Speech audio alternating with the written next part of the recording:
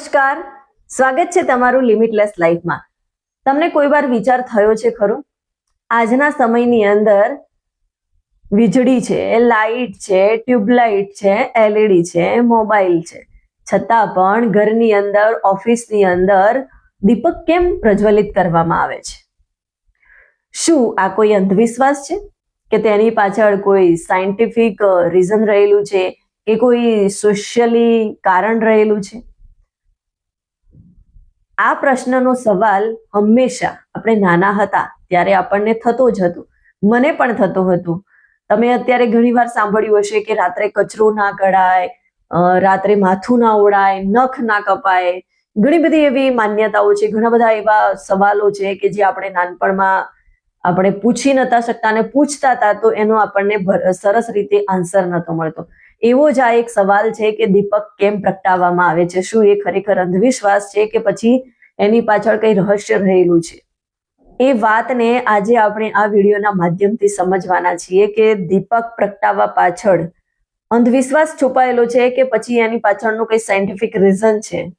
ભારતીય સંસ્કૃતિમાં દીપકને અંધકારથી પ્રકાશ તરફ લઈ જવાનું માનવામાં આવે છે અને આપણા પૂર્વજો, આપણા વડીલો એવું કહેતા હતા કે જ્યારે આપણે દીપક પ્રગટાવીએ છીએ ત્યારે નકારાત્મકતા દૂર થાય છે અને સકારાત્મકતા આપણા ઘરમાં પ્રવેશે છે।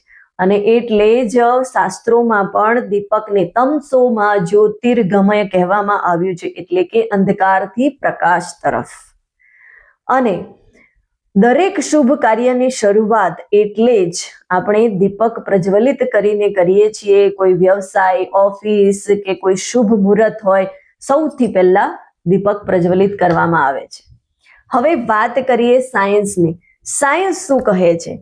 સાયન્સની વાત કરીએ તો ઘી અથવા તેલથી જે દીપક પ્રગટાવવામાં આવે છે તો એના કણો જે છે એ હવામાં દૂર દૂર સુધી ફેલાય છે અને આ કણો દીપકની અંદર ઘી, કપૂર, તેલ આ બધું રહેલું હોય છે, જેના કણો દૂર દૂર સુધી હવામાં ફેલાય છે અને એના કારણે હવાની અંદર રહેલા બેક્ટેરિયા જે છે એ ઓછા થાય છે, એટલે કે બેક્ટેરિયા દૂર કરવાનું કામ કરે છે। અને જૂના જમાનામાં એ સમયે જંતુનાશક કોઈ જ એવું ડિફેન્સ નહોતું કે જેના કારણે લોકો એનો યુઝ કરી શકે અને એટલે જ એને નેચરલ પ્યુરિફાય તરીકે પણ ઓળખવામાં આવે છે।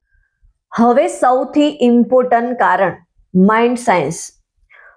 દીપકને આપણે થોડો સમય માટે પણ જોઈએ છીએ તો આપણું મન શાંત થઈ જાય છે અને જ્યારે આપણે થોડીક ક્ષણો માટે દીપકની જે લો છે એના ઉપર ફોકસ કરીએ છીએ તો આપણા માઇન્ડમાં આલ્ફા વેવ્સ એક્ટિવ થઈ જાય છે અને એના કારણે આપણું મન ઓટોમેટિકલી શાંત થઈ જાય છે। પૂજામાં આપણી ફોકસ વધે છે અને પૂજામાં આપણે શાંતિથી ધ્યાન આપી શકીએ છીએ અને એટલા જ માટે કોઈ પણ ઓફિસમાં સવારમાં દીપક પ્રજ્વલિત કરવામાં આવે છે અને ઓફિસની અંદર દીપક પ્રજ્વલિત કરીએ છીએ તો એના કારણે આપણું સ્ટ્રેસ દૂર થાય છે, ફોકસ વધે છે, પોઝિટિવ એનર્જી મળી રહે છે અને એક સરસ મજાનો પોઝિટિવ ઓરા આપણને મળે છે અને જે શાંતિ અર્પે છે અને એના કારણે આપણી કામ કરવાની પ્રોડક્ટિવિટી જે છે એ વધી જાય છે, મન બિલકુલ શાંત થઈ જતું હોય છે। ઘરમાં આપણે દીપક પ્રગટાવીએ છીએ તો શાંતિ, સુખ અને સકારાત્મક ઉર્જા આપે છે અને એ જ રીતે આપણે ઓફિસ અથવા તો આપણા બિઝનેસના સ્થળ ઉપર આપણે દીપક પ્રગટાવીએ છીએ તો એ આપણી વિચાર શક્તિને સ્પષ્ટ કરે છે, એટલે કે ડિસિઝન મેકિંગનો પાવર વધારી દે છે, આપણી કાર્યક્ષમતા વધારી દે છે, ગ્રોથ ડેવલપમેન્ટ થાય છે અને પોઝિટિવ ઓરા હર હંમેશ આપણને મહેસૂસ થતો હોય છે ઓફિસમાં। દીપક એ માત્ર ધાર્મિક ક્રિયા નથી, વિજ્ઞાન, માનસિકતા અને સંસ્કારનો સંગમ છે। જ્યારે તમે દીપક પ્રગટાવો ને ત્યારે તમે માત્ર દીપકની જ્યોતને પ્રજ્વલિત નથી કરતા, પણ તમે તમારા અંદરની હકારાત્મકતાને, ઉર્જાને જગાડી રહ્યા છો। જો તમને સાયન્સ અને સંસ્કૃતિનું જ્યાં મિલન થતું હોય તેવા વિડીયો પસંદ આવતા હોય તો આ ચેનલને સબસ્ક્રાઇબ કરો અને આ વિડીયોને તમારા ફ્રેન્ડ, ફેમિલી મેમ્બર સાથે જરૂરથી શેર કરો।